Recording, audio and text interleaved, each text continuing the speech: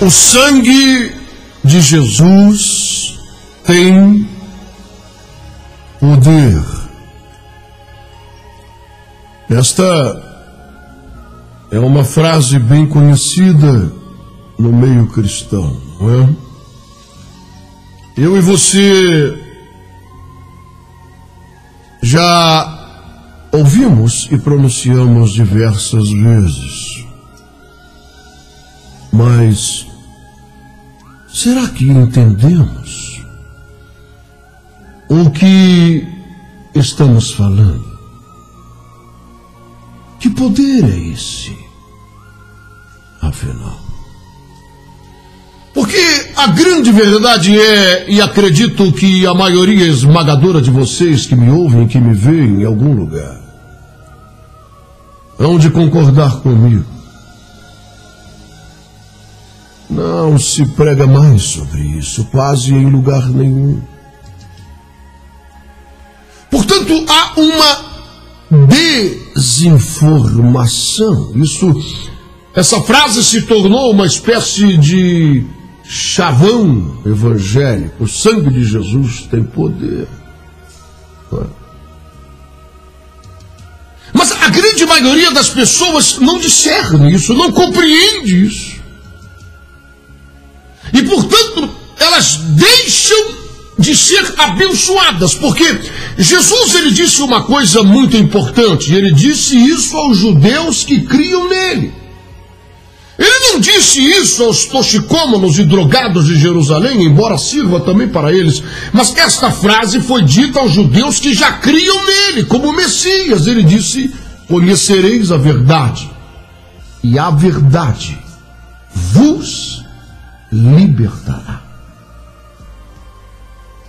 Então, nós precisamos conhecer isso. Nós precisamos. Se queremos a bênção de Deus em nossa vida, nós precisamos da verdade. E quando se trata sobre o poder do sangue de Jesus, nós estamos falando sobre a espinha dorsal do cristianismo. Nós estamos falando do cerne do Evangelho. Todas as demais coisas são periféricas. Mas o sangue que ele derramou na cruz é o centro de tudo. Paulo certa vez escreveu e disse: nada eu quis saber entre vós, senão a Jesus Cristo e este crucificado. Ele disse: a minha mensagem não vai a vós com sabedoria e eloquência humana, mas em demonstrações do Espírito Santo e de poder. Portanto, nós devemos entender que estamos falando de algo sobre-humano, sobrenatural. Não se trata de discursos, não se trata de eloquência, mas de algo sobrenatural. E se queremos falar do sangue de Jesus, e se queremos entender sobre esse sangue e o poder que nele há, sem dúvida é necessário voltarmos ao início de tudo. É necessário irmos ao momento em que Deus amaldiçoa o homem com a sentença de morte. Você lembra dessa história? E você conhece isso desde criancinha, não é? A história de Adão e Eva. Quem não conhece? Comeram fruto da árvore do conhecimento do bem e do mal. E Deus havia dito: certamente morrereis. E eles comeram.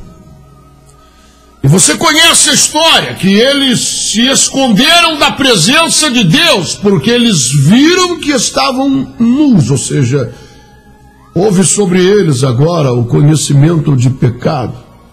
Eles só conheciam o bem, e eles andavam pelados naquele jardim como crianças, eles não viam maldade em nada. Mas agora veio o conhecimento também do mal, e eles se esconderam. E Deus procurou o homem e perguntou: por que você está atrás dessa moita? Escondido aí.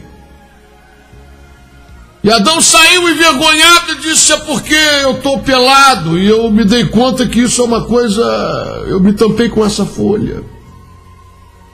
Eu estou envergonhado, e peguei essa folha e fiz uma espécie de saia, de cueca das trevas. E Deus, em outras palavras, disse a esse homem, a essa mulher, que todos os recursos que eles haviam buscado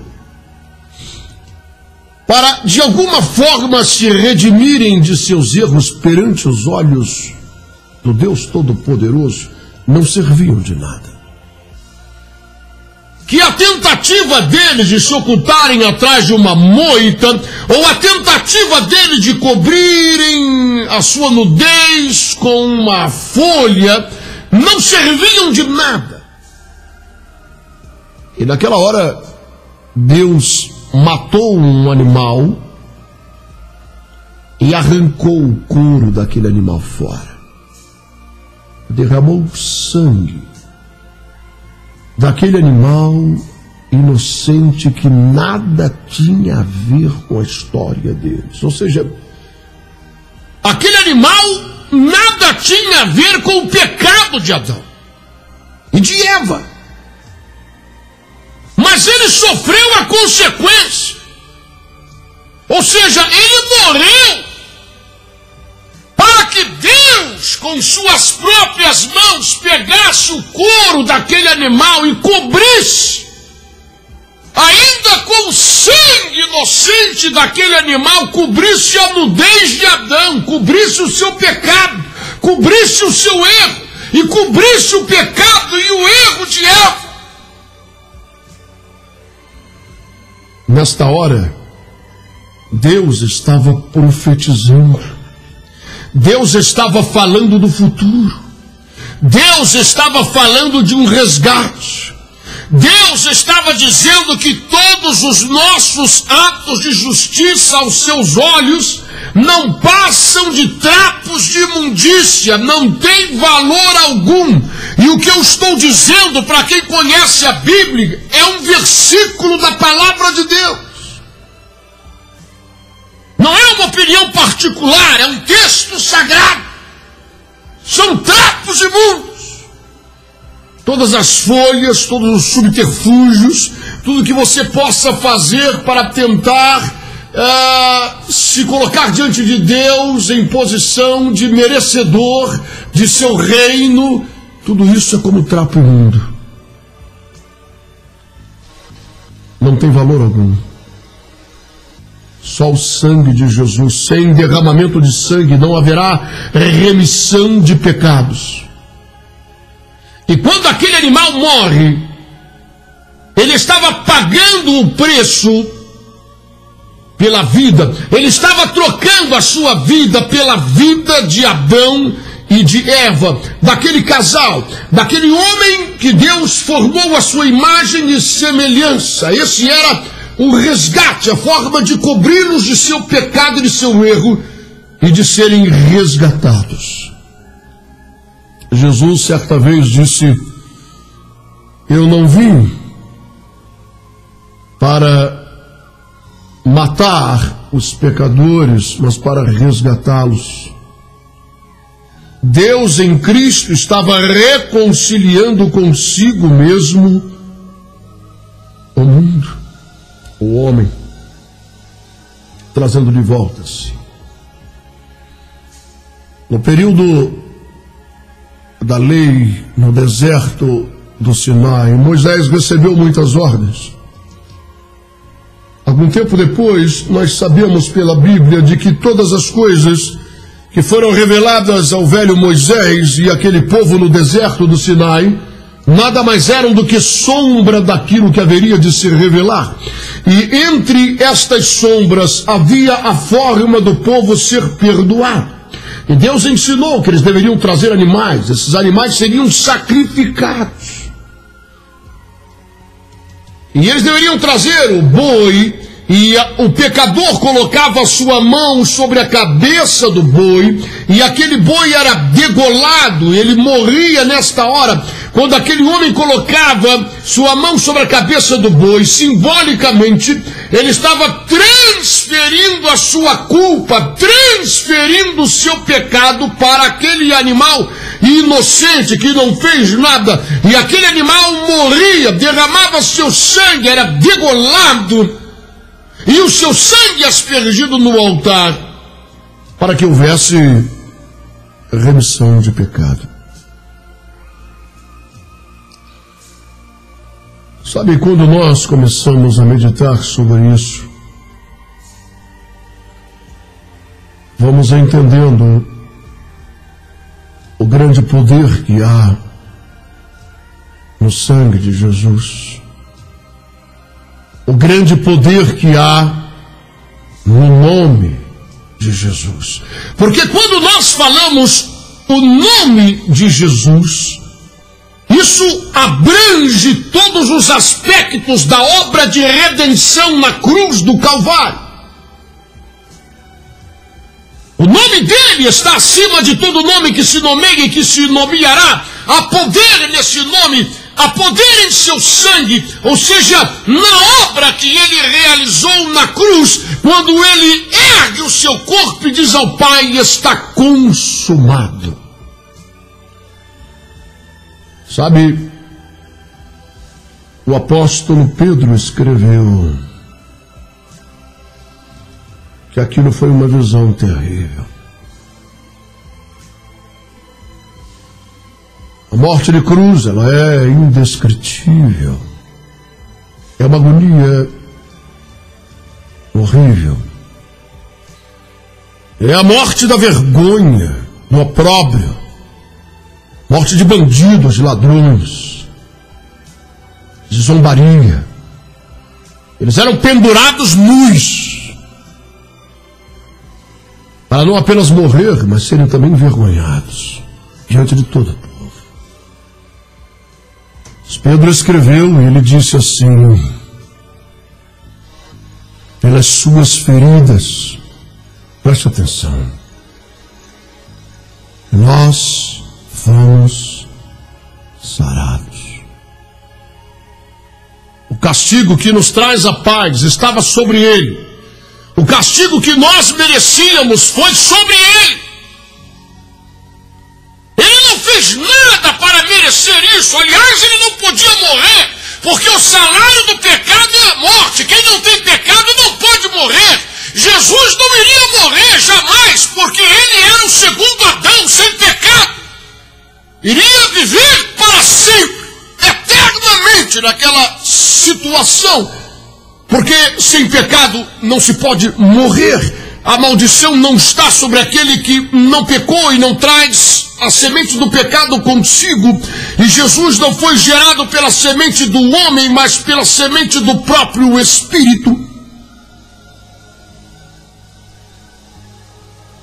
Para que ele morresse, seria necessário receber sobre si pecado. Sabe, talvez você não entenda, talvez você veja muitos filmes, histórias em quadrinhos e teatros sobre isso. Mas nós estamos falando, quando Jesus estava no jardim do Getsemane, eu estive ali algumas vezes, e eu olhava para Jerusalém e eu me lembrava daquele momento descrito na Bíblia, quando Jesus, em grande agonia numa pedra, orava e clamava ao Pai. E ele dizia: Pai, eu sei que tudo te é possível. Passa de mim esse cálice. Eu não sei se você entende isso. Eu não sei se você compreende que isso Era uma oração de Jesus ao Pai, a quem tudo é possível. Quando havia chegado aquela hora, Jesus sabia o que iria acontecer. Preste atenção. Jesus sabia, nós não estamos falando de teatro. Nós estamos falando do Filho de Deus. Aquele que é santo, santo, santo. Aquele que fez todas as coisas e sem ele nada do que foi feito se formou. Aquele que está com o Pai desde o princípio. Iria receber sobre si o pecado de uma prostituta, de um assassino, de um idólatra. Ele iria receber toda espécie de iniquidade, toda espécie de imundícia que se abateu sobre a raça humana. Preste atenção nisso. Nós estamos dizendo que na cruz há fonte de remissão e de perdão para todo e qualquer pecado. O preço foi pago ali. Basta que a pessoa entenda isso, creia nisso. E o pior assassino, o mais vil pecador, pecadora, aos olhos de Deus será mais alvo do que a neve, mais branco do que a lã. Deus não mais enxergará a iniquidade desta pessoa, não mais enxergará o pecado desta pessoa, porque no sangue de Jesus há poder para transformar. Sabe, eu não estou falando de modismo. Hoje em dia virou moda entre algumas pessoas e artistas dizer que são evangélicos. Aliás, existem pessoas que chegam a dizer hoje em dia que são evangélicas não praticantes. Nós chegamos a isso. Pasmem, mas nós chegamos a isso. Nós não estamos falando de modismo. Nós estamos falando de perdão, de ser nova criatura, das coisas velhas ficarem para trás de verdade, e eis que tudo se faz novo, e esta pessoa nasce novamente de forma sobrenatural. Nós não estamos falando de gente interesseira que frequenta uma igreja apenas em busca de prosperidade, e em busca de cura, e em busca de milagres. Isso, se você pode dizer, missionário, só é contra essas coisas, e eu preciso abrir um parênteses para explicar a você que eu não sou contra essas coisas. É claro que não. Mas eu preciso esclarecer a você que não adianta você receber bênçãos e milagres e prosperidades e livramentos e libertação e depois queimar no fogo do inferno. Eu estou dizendo a você aquilo que Jesus disse para Nicodemos. E Nicodemos não era um toxicômano, um drogado, um vagabundo. Ele não frequentava a Cracolândia de Jerusalém. Nicodemos era um religioso. Vestes religiosas, palavreado religioso. Bíblia debaixo do braço, longas barbas de profeta, voz de profeta, longas orações da praça, dizimista. Frequentava as sinagogas, aliás, era o mestre da lei. E ele veio conversar com o mestre. E politicamente ele começou a travar um diálogo cheio de elogios, rasgando sedas e dizendo aleluia, glória a Deus, nós estamos aqui nessa reunião Eu quero dizer para o senhor que o senhor é um homem de Deus, porque tem gente que não acredita. O senhor sabe que eu sou um fariseu, eu posso abrir as portas lá, hein? Posso abrir as portas no Sinédrio, Caifás é chegado. Almoça comigo todo dia, podemos vir aqui conversar com o senhor. Quer dizer que eu creio que o senhor é um homem de Deus, porque ninguém pode fazer o que tu fazes se Deus não estiver com ele. Ele estava travando um diálogo, começando uma conversa, trazendo elogios. E Jesus virou para Nicodemos: Nicodemos, pode parar. Pode parar. Eu quero dizer para você que é necessário que você venha nascer de novo.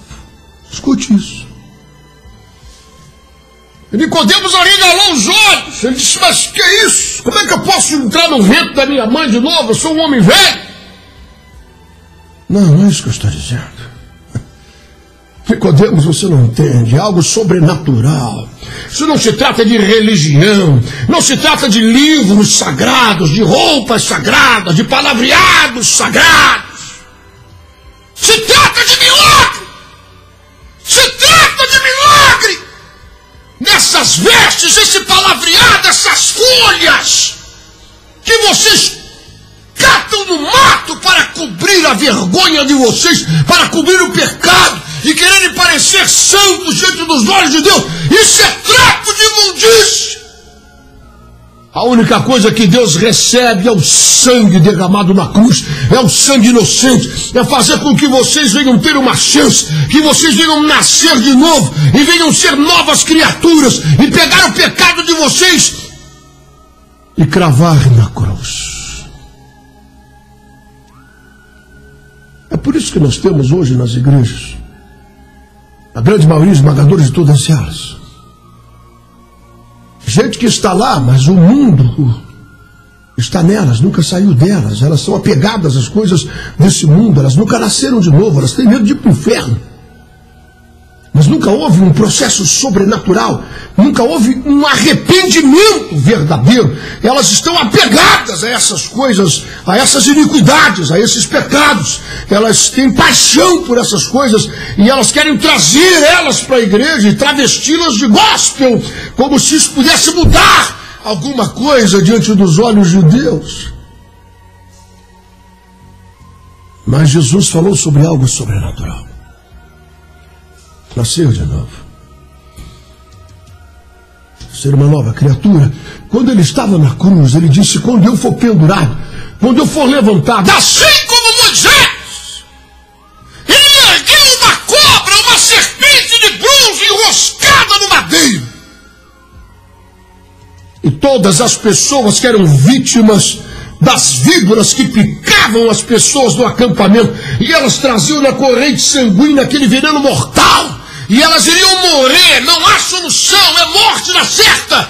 Mas qualquer um que acreditasse no que Moisés falou e fosse até aquele lugar onde ele ergueu aquela serpente de bronze, no madeiro, numa haste, e ele chegasse lá e ele olhasse, acreditando na sua cura, ele seria livre da morte, livre do veneno, por um simples ato de fé, de saber que foi Deus quem colocou aquilo ali para sarar, para curar, para extrair o veneno que circula dentro do seu corpo. Por isso eu quero dizer uma coisa para você, meu irmão e minha irmã: não há solução para nós a não ser no sangue derramado na cruz. Sabe, você jamais conseguirá libertar-se do pecado, da iniquidade, a não ser pelo sangue derramado na cruz. E quando você reivindica esse sangue, não adianta mais você querer falar novamente com Deus sobre esse pecado, porque você vai estar falando com Ele sobre algo que Ele não vê mais. A Bíblia diz que Ele lança o nosso pecado, os nossos erros, no mar do esquecimento, e dele Ele não se lembra mais. Aquilo foi sepultado porque há poder nesse sangue. te torna mais alvo do que a neve. Ele cura tuas enfermidades, todas as mazelas, todas as maldições. É isso que a Bíblia diz. Na cruz ele triunfou sobre todo o principado e toda a potestade, toda a maldição. Escute isso! Meu Deus do céu.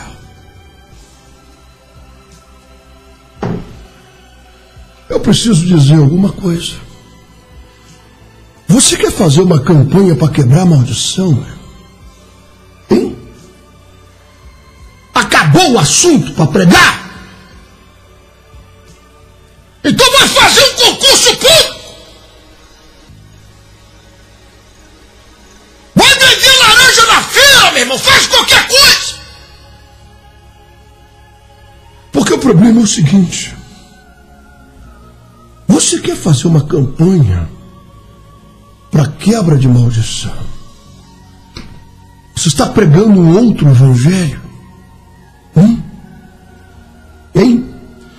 Porque a minha Bíblia diz que toda mazela, toda maldição, na cruz ele triunfou sobre principados e potestades. Eu preciso falar isso. Eu preciso pregar isso. E eu preciso mostrar às pessoas que elas devem crer nisso. E que elas não precisam todo mês estar quebrando maldição. Elas não precisam todo ano estar renovando a quebra das maldições da vida delas. Tem pessoas que daqui a pouco, meu irmão, eu acredito que nós ainda vamos ver isso. Nós ainda vamos ver alguns pastores se crucificando numa cruz em praça pública para alguma campanha, para fazer algo que Jesus ainda não fez, para completar a obra dele. Parece ser difícil dizer que está consumado. Parece ser difícil, não dá lucro, não dá dinheiro, pregar a verdade e ensinar as pessoas que há nele uma libertação total e completa. Você não precisa ficar escravizado todas as semanas e meses, envolvido com envelopes.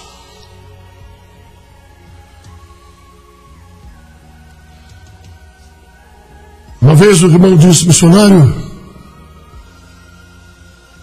a casta de demônios. Mas isso tem que ser dito com uma voz bem enfática, profética. A casta de demônios que só saem com jejum e oração. E eu disse, é mesmo? Maravilha, hein? Está na Bíblia. Aleluia. É. Nós precisamos entender algumas coisas aqui. Mas eu gostaria de fazer uma pergunta. Eu sei que você é uma pessoa lúcida e uma pessoa inteligente. E eu gostaria de perguntar a você. Eu quero que você me responda com clareza. Você acha que o teu jejum, preste atenção, não se precipite em me julgar. Fica quietinho, quietinho, escuta o que eu estou dizendo.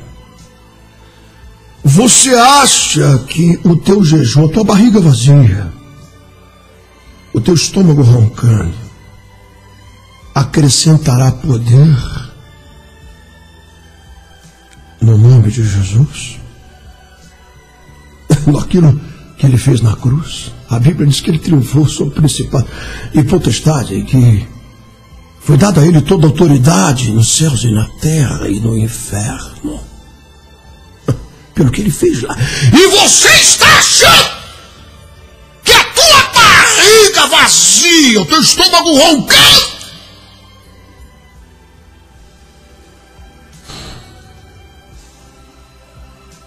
você está achando que a sua barriguinha vazia vai complementar o sacrifício do Filho de Deus? Vai dar autoridade do que está faltando?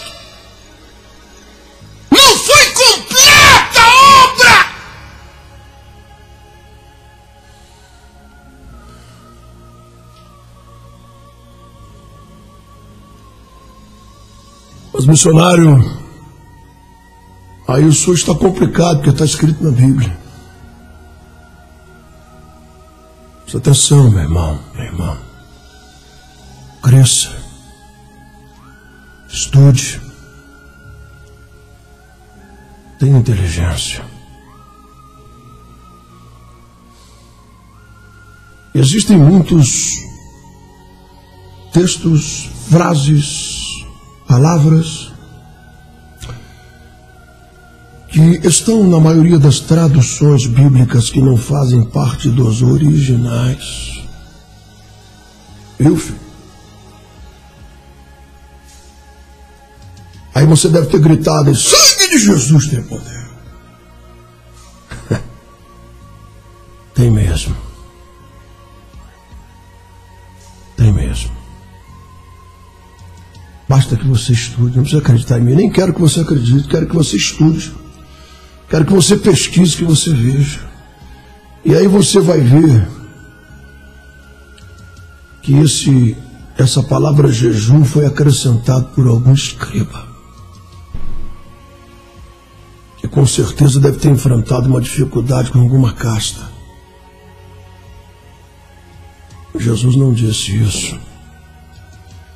Ele não iria contradizer seus próprios ensinamentos. A obra que ele fez foi completa e total.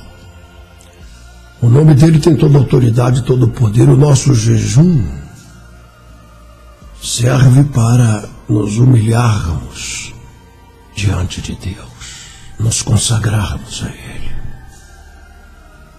De forma alguma emprestará poder e autoridade ao nome dele, ao sangue que ele derramou.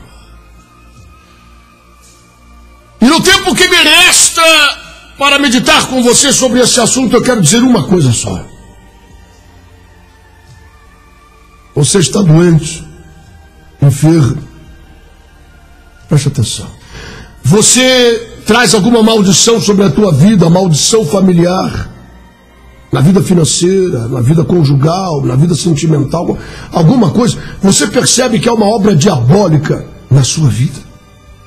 Você tem um pecado, você está amarrado, acorrentado, você não consegue sair disso. Você não consegue largar o cigarro, não consegue largar a cachaça. Você não consegue. Clame agora! Agora!